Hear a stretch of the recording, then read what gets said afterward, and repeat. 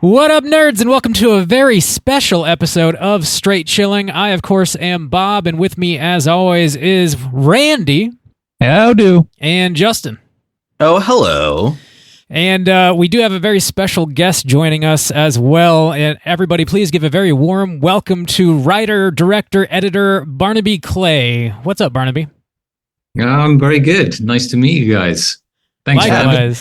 Thanks for joining us today. Of course.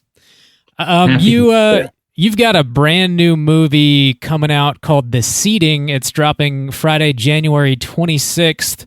And you were kind enough to take some time out of your schedule to chat with us about that. We were fortunate enough to get a look at it when it was doing its festival run, and we were all pretty keen on it, and can't wait for everybody else to see it, man. Thank you. Yeah, you guys saw it at BFAN, right? Yeah. Mm-hmm. You went out to BFAN? Yeah, so I typically stay in Korea. I live in Seoul, and so I saw you at BFAN, like a little bit, at the award ceremony and stuff like that. And I was really excited because I had seen the film of that at that time. So yeah, I was out there. Okay, cool. Yeah, it was great. It was a great festival, like really fun, like seeing it and seeing it's always fun seeing how the different audiences react to it around the world. But it definitely has the right kind of twisted sentiment to go down well in Korea, I think, They like some pretty dark, fucked up shit sometimes. They do, yeah. Like amazing. I love it. Yeah. Well, yeah. So kind of going off of that, I was kind of curious. There is a really interesting setting, the desert. So this might be, particularly interesting for the Korean audience as well. They don't really have any kind of desert areas, but the setting itself in this film, I sometimes felt like it was almost like its own character. And I was wondering, what about the desert made you want to kind of tell this story? And do you feel like the story could have been told anywhere else or worked anywhere else? No, it's really like very desert specific, I love the desert for one. I love going there. I recently was there actually working on a new script I'm writing. And, it's like, when I go there, I live in LA and it's a couple of hours to Joshua Tree. And like I said, I was there recently. I go for a walk, like on a writing break, and you go out like 20 minutes from the house, you're walking, and then suddenly you're very alone and you're very much on your own and very vulnerable, basically. And there is a feeling in the desert of vulnerability, which is like kind of unlike anywhere else, basically. I don't really know what it is. I mean, it's just the open expanse, but it's the open expanse, combined with the fact that so much of it looks the same. So if you are, I think I've got a pretty good sense of direction, but if you don't, if you just make the wrong turning, you can just find yourself, in a very alien territory and suddenly not know where you are, and so there's that, but also just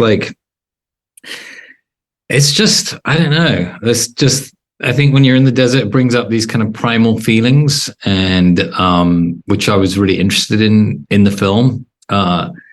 It's like everything ties together. It's very, very much like the desert and the setting and the story is all one. It's like the idea was inspired by walking in the desert. Actually, I was in the desert with my wife, who was pregnant at the time, and I was just like, it's like, oh, this could be an interesting scenario here, which is pretty crazy considering what the actual story is and where it goes. Yeah, I'd say so. But anyway, yes, so very much so. Okay, yeah, I think that all comes through. I mean, the feelings of the danger and the isolation are certainly themes throughout this. So yeah, I'm typically, we grew up in Florida. I typically don't spend a lot of time out in the desert, and I'm not very keen on a lot of desert films, but this one the cinematography, the setting, and everything was just felt really exotic, alien, dangerous. I don't know, so it worked really well. I think that came through really well. Thank you. Totally yeah, agree. Yeah. I was going to ask you more about that actually, because the setting of a desert is like such a specific visual palette, especially like was this filmed around the Joshua Tree area, or is that? It just wasn't actually. No, inspired? it was. Okay. It was shot in Utah. In Utah. Okay. Yeah. We kind of like scoured like a lot of the world for a location. Like, I mean, literally, we went. I mean, really random. Like, a dormant volcano in Romania. Wow. Like areas of the Canary Islands, which are also volcanic, so kind of desert-like.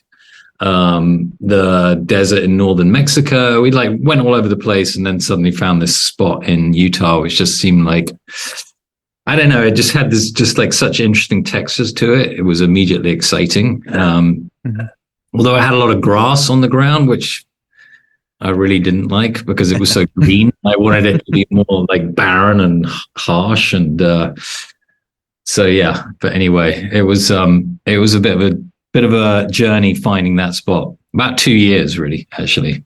Oh wow! Well, it's a beautiful spot. That just that crater that it exists in is really interesting. As at least the bulk of the film. I was going to ask you a little bit more about visually, like how did you sort of like go about filming in this environment? How did you, what was there any sort of specific inspirations for the visual language that you're using in this movie, the color palette, any of those things, any homages that you were working with or anything like that?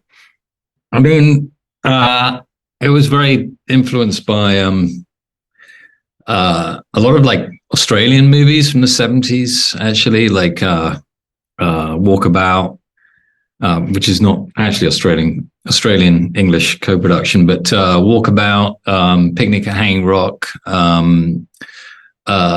Wake in Fright is another one. Just like there was just like this period then where they were making some great movies, and they really, all those filmmakers managed to capture this very like raw, kind of hostile, dusty, hot version of the desert that I was after. And yeah, you don't really see it so much here, actually, even though there is so much desert here. But like that was really like cinematically where it came from. My DP Rob Leitzel and I, we did discuss like there was some sequences from The Master as well that we discussed towards the end when they go to the desert. That was something else. And oh my God, so many inspirations, but really like, I should actually like just take a step back, and also, it's important to reference Woman of the Dunes. I don't know whether you're familiar with that film or book. I'm not. It is a Japanese book by Kobe Abe, and he. It was written in the 60s, and it's basically like I've taken the basic premise from that and kind of like moved on from it and sort of brought it into my own story. But really, like a lot of inspiration came from that, like that central premise. And that takes place, it's not really in the desert, it's in a dune, actually, by the sea in Japan. And there is a woman living, it's like a giant sand pit in that, actually, and he gets kind of trapped in it. But then mine goes in a very different direction after that. But that was like really like obviously very important. And within that film, it's a beautiful film, actually. And there's a lot of like, again, like these kind of textural elements, which is just really, you know, sounds weird, but I could just like look at those shapes for hours, basically, you know. And they would, yeah, you find a location like that, you get inspired by working within it, you know. It was also, I would say, like incredibly beautiful there, like insanely beautiful. However, I like drive in every day with this feeling of fear, as you do when you're making a film for very little money, and you're like, oh my God, what hell is going to happen to me today? And it was very rare that I could actually like take a step back and enjoy, like, and just be like, wow, look at this place. It's absolutely stunning, you know? But retrospect's always better anyway. Yeah, exactly. One day I'll go back there and I'll be like, take my son there and be like, this is where I went through the hell that I went through. Right on, yeah. Barnaby, when I was watching your movie, it felt kind of like of the time, and maybe that's just me projecting upon it. But a lot of times when you look at horror movies from the past, they have this unique ability to kind of reflect societal fears of the day. And I was wondering, was there any sort of like societal fear you were trying to distill and put in your movie, or is this more of a personal story you were trying to tell?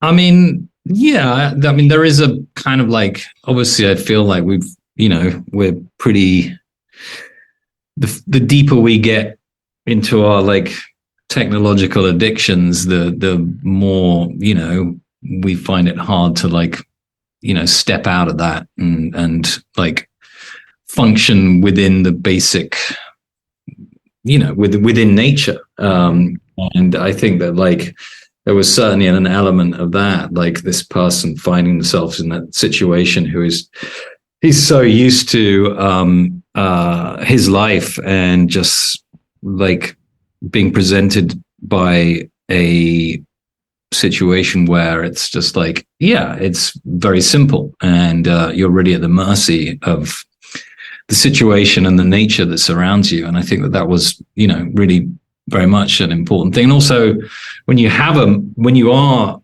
in that situation, whether it be forced or just, by choice, hopefully there is a period where you begin to embrace it and you're like, oh, this is so nice, and actually that's, I think one of the interesting things about my story is that like, he's really wrestling with this idea, like wanting to get back, but then kind of realizing that like, what do I want to get back for, and what's it that's so important, and like,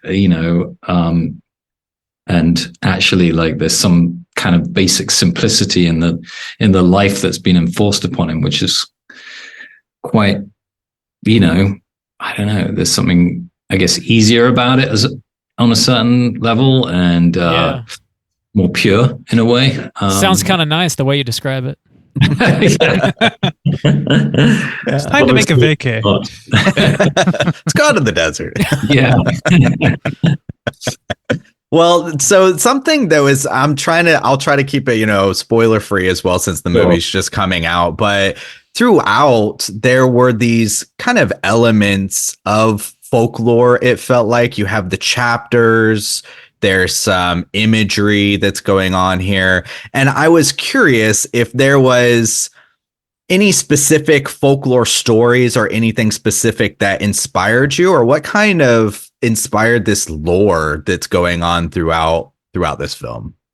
I don't think there was anything specific. It's more just like, I mean, I was inspired by nature, actually, like inspired by, I had this idea that kind of, again, try and say it without like any spoilers in there, but like this idea of hierarchies in nature. And like, I kept on thinking of this situation as like a termite colony or something, and there's the female there at the queen top. At the top, the queen. Exactly. and the workers, and then, they bring this host in and, so that's kind of that was a big something I kept on going back to. And then the other thing was like, I was thinking a lot about, what's I going to say? I just lost my train of thought. Happens all the time. I know. I'm sure.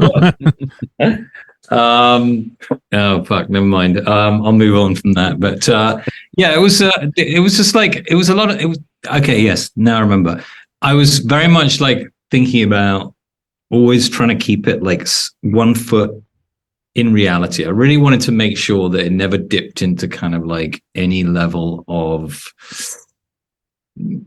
just fantasy, because I think like effective horror is really like, I love horror when it really is like rooted in the real world. And every time I, go down some like path of like some crazy thing that was happening in it, I would just think, this is insane. But then you'd hear some story about, this is not really to do with folklore, but you just hear some story about like, I don't know, some, parents keeping their kids in the cellar for like years, and you realize like, you're like, this is America. This is what happens here, man. It's like fucked up basically. And Yes. So that was very much like, something which was there throughout. It's not obviously not folklore, but like it just like this idea of how far people can move off, how the kind of goalposts of what is right and what is wrong can like shift the further you kind of get put into your own space, and the more detached you get from the rest of the world, basically.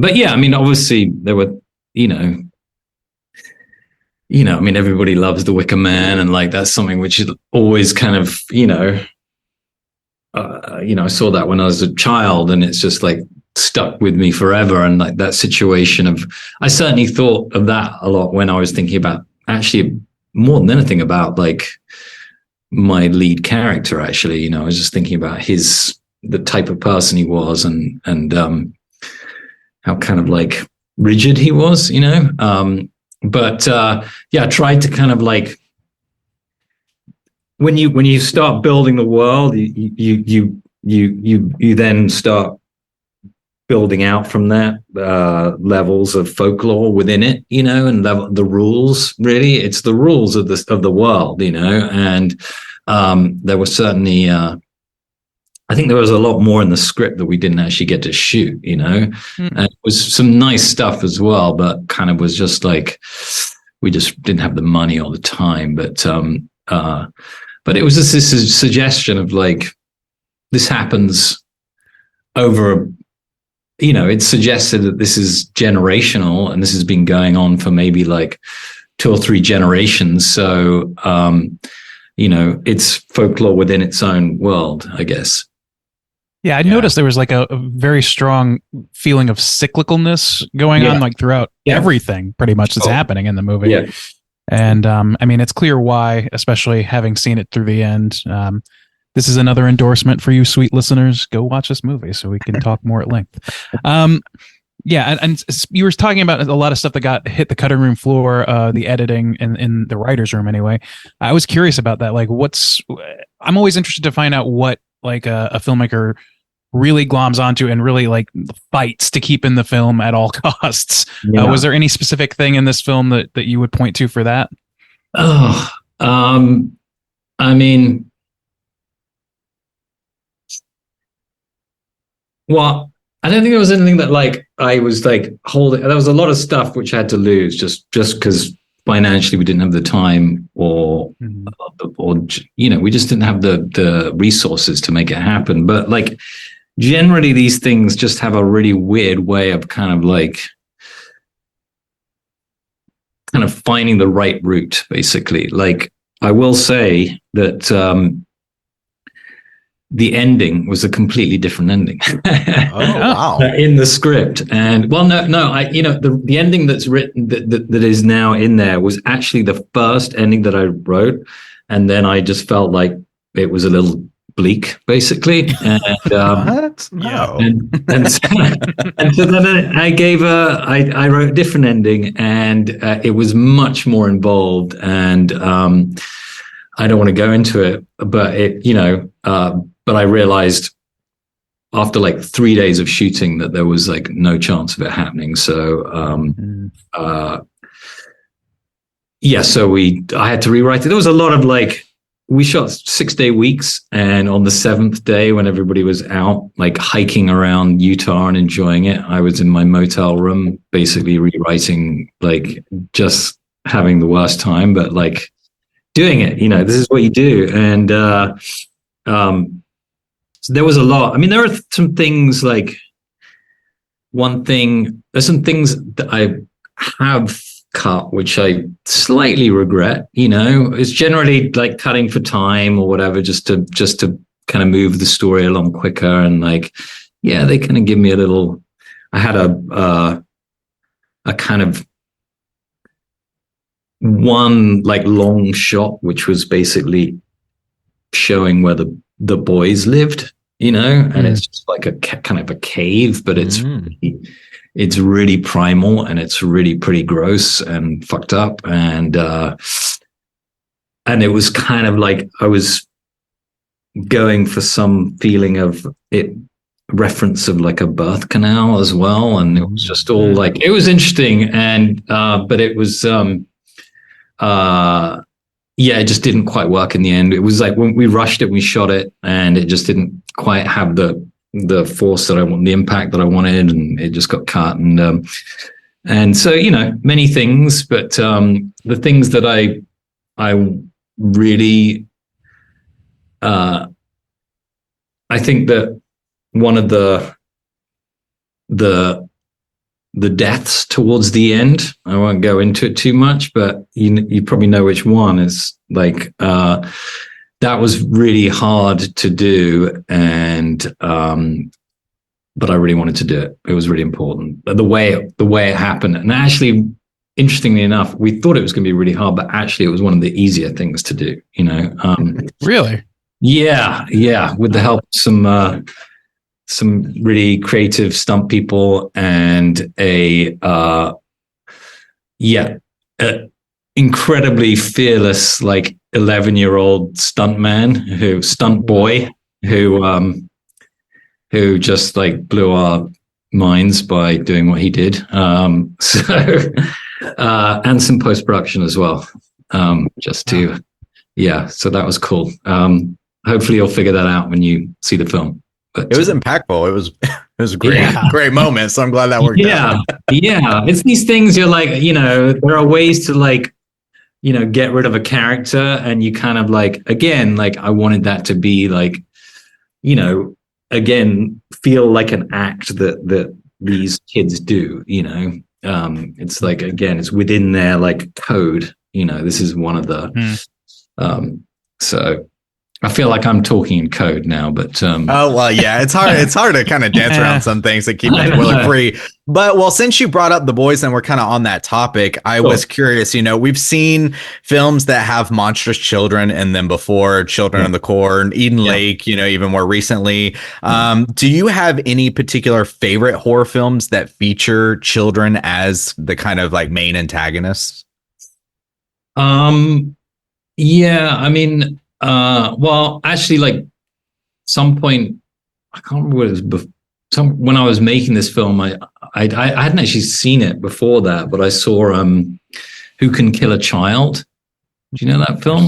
No. Mm-hmm. It is a Spanish film from I got it written down somewhere. Oh God, I can't remember when it's from. It's from like I think like late 70s or something like that. And 76, I'm seeing. Okay, yeah, and that's right, yeah. Narciso Serrador, and it's a fantastic story and just crazy. Actually, like really well-made movie, just about like this English couple who are on holiday in Spain, and they go off to this island to visit it for like a day trip, and they arrive and there's nobody but kids everywhere. They can't find the adults, and then like weird stuff starts happening, and you realize that these kids are basically like killing off everybody on the island, and they're doing it. You kind of find out that they're doing it. Well, actually, the film starts with this kind of horrific montage of real footage of like, I don't know, concentration camps and all this kind of stuff. Damn. Basically, like, it tells this story. It sets you up that like adults are just capable of like really awful shit, you know. And this is kind of, and now it's like the kids' turn to like take control. Basically, that's what the film is saying. It's like you have fucked this planet up. We're going to now take control. And it's brilliantly well made. It's very suspenseful. And it's like, he also went on to make he just made 2 films. He did a lot of TV, I think, but he made another horror film, kind of a little sort of Suspiria-like, called The House That Screamed, which is very good as well, but recommend it. So that, and then there's a great book, a Mishima book, which was also turned into a film. The Sailor That Fell from Grace from the Sea, it's called. And it was, the film had Chris Christopherson in it, actually. Nice. And the film's not like great, but it's got some atmosphere. But again, it's like just kind of evil children. But I didn't really want to make it like just so much straight off like these kids are just evil. It's just, again, it's like what people do if they're like brought up in a certain situation, you know. And then, you know, some more obvious inspirations, like, you know, it's not really kids, but like Texas Chainsaw, you know, just that kind of world and that intensity. And then also, I don't know, I always liked the kids in, I was only like, well, I like the feel of like Near Dark, and like, you know, like that kind of, just like, again, like, because in Near Dark, they're like driving around and like living this very kind of, you know, on the road life. Whereas this is like, these kids are like living in the desert. And I wanted to make it feel like they are sort of real in a way, like they are kind of, you know, like all their clothes are basically found in you know, dumpsters behind the gas station, and then they have a big pile of them and they just like fight over them, and like, you know, and they dress a little kind of gender fluid because they don't really know or care, and it's just like whatever they like best is their thing. And it was really fun. I mean, it was fun just like creating them and kind of giving them each a character, and the boys themselves, the actors were all like, they're all like, we cast them from all over the States, and they were all just like so psyched to be there, and just great to fuck with, man. So fun, you know, really fun. Did they have a little Lost Boys group of their own forming by the end? Yeah, of the they did. Yeah, well, you know, the thing is, we were on this really like tight schedule, and but they had to be brothers, you know. They had to like have this. Oh, I've just given that away, but but they had to be close, put it that way. And I asked my cousin, who was the composer, who came. I asked him to come out and join us for like maybe like 10 days or something before the shoot, and because I didn't really have enough chance to like work with the boys and like really get them together into this unit. So I asked him to basically do that for me, because they had to do these chants. So he had to teach them these chants, and they got together and they had these kind of like musical, like weird, crazy chanting jam sessions where they got to like know each other, and by the end of it, they loved each other, you know, and they still keep in contact, and it's great. You know, they all came to the premiere in Tribeca, and like some of them never been to New York before. And it was just like, they were so excited. It was great, man. So cool. Nothing like a drum circle to bring people together, I guess. Yeah. This is a bit of a non sequitur here, but I do like, whenever we interview anybody who's in the industry, we like to ask them if there's any sort of artist or filmmaker that you're looking at right now that you just sort of a low key figure that you would like to promote. Basically, anybody that you think deserves more attention. It's a good question. Thank you. Tough question. Man.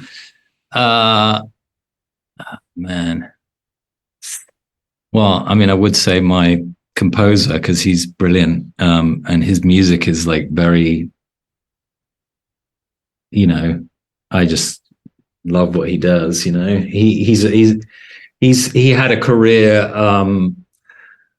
He started off in a Brooklyn noise band in the early 2000s called Flux Information Sciences, and then started another band called Services, and they were kind of in this industrial scene back then. And then he's been doing just he had a family, so he had to earn some money. So he's doing his day job is scoring commercials and stuff like that. But he had a record out not so long ago under the name Tristan, TRTZN, and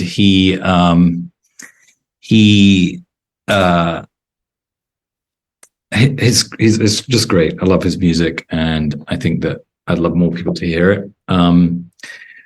I would say it's not an artist, but are you guys aware of Cathode Cinema?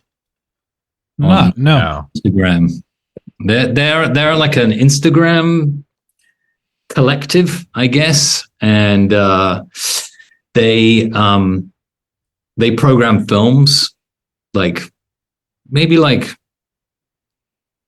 or 5 nights a week. They'll do a night from 7:30 at night till 6:00 in the morning, and then they'll play it again the next day. And their programming is off the hook, man. It's great. I've seen some I've seen a lot of movies, and I've seen some movies I've never heard of, and just been introduced to just an amazing collection of films I'm just incredibly impressed by them and what they do, because and then you just check out their page, and then there's a little link there, link tree, and they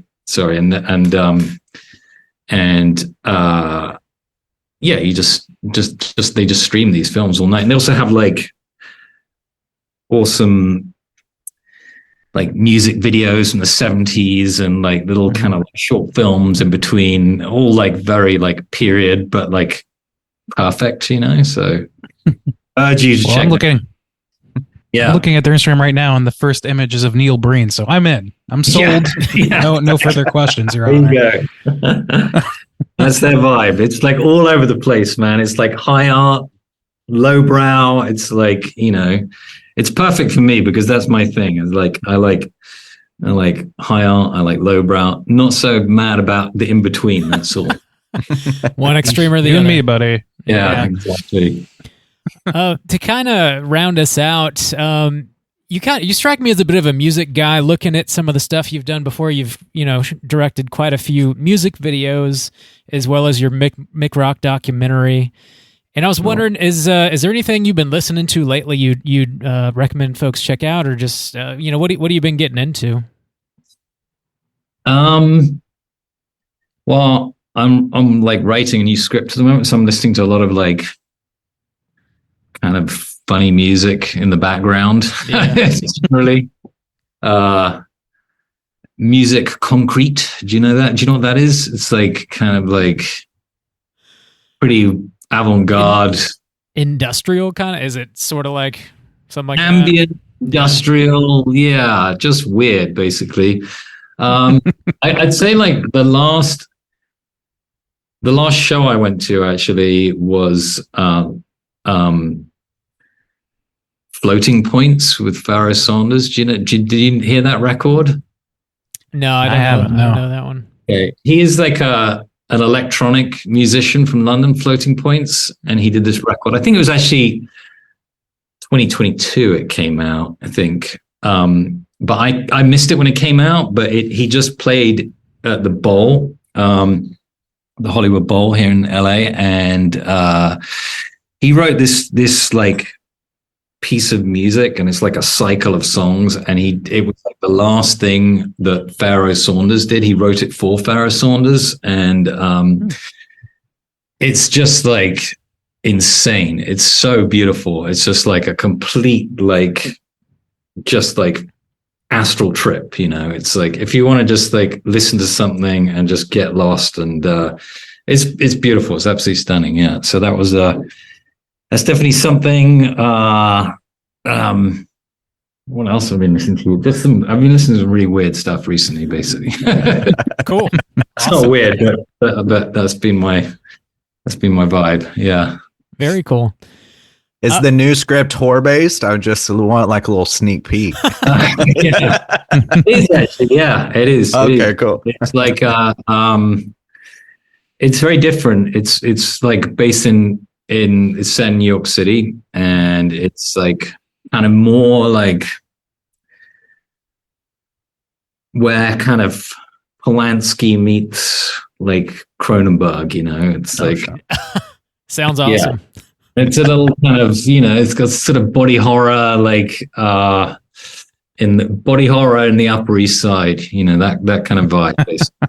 So like a unofficial sequel to Rosemary's Baby kind of thing? Yeah. If you like smush that with like Dead Ringers or like nice. Somewhere in that world. Yeah. So all right. That's been really fun. Actually, I'm kind of like pretty deep into that now. I'm like, 5 drafts in, so it's time to start getting it out, basically. Nice. Excited about that. Yeah, we look forward to it, man. That sounds awesome. Thank you. Yeah, for sure. Yeah. Well, thanks so much for sitting in with us, man. We really appreciate your time. Is there anything else that you want to plug or mention while we have you? Is there anything else? No, I mean, just like, please go see the movie. If you can, go and see it in the theater. It is like, I hope a cinematic experience. It's definitely like, I saw it in London on an IMAX screen, and I was just like, wow, this is awesome. The desert, and then the music, and then the incredible soundtrack, the sound design in there is just fantastic. So it just like, I think it's something that feels very like it should be seen on a large screen, Yeah. So if you can do that, otherwise it'll be on demand. But thank you guys, man. It's been fun.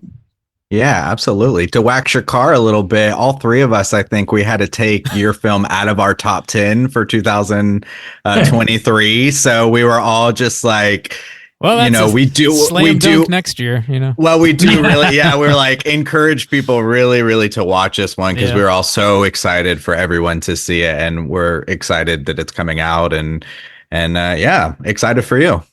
Great. Thank you. Thank you so much, man. Yeah. You're such a pleasant guy. Our review is not going to be at all unbiased. It's going to be full bias. You're such a pleasant fella. So this movie is perfect. Couldn't have been improved upon whatsoever. 5 stars. Awesome, man. Thanks again so much for your time. Everybody listening, check out The Seating at a theater near you, and you won't regret it. Guaranteed. So thanks again, man. And until next time, everybody, please keep chilling. Cool. Thank you, guys.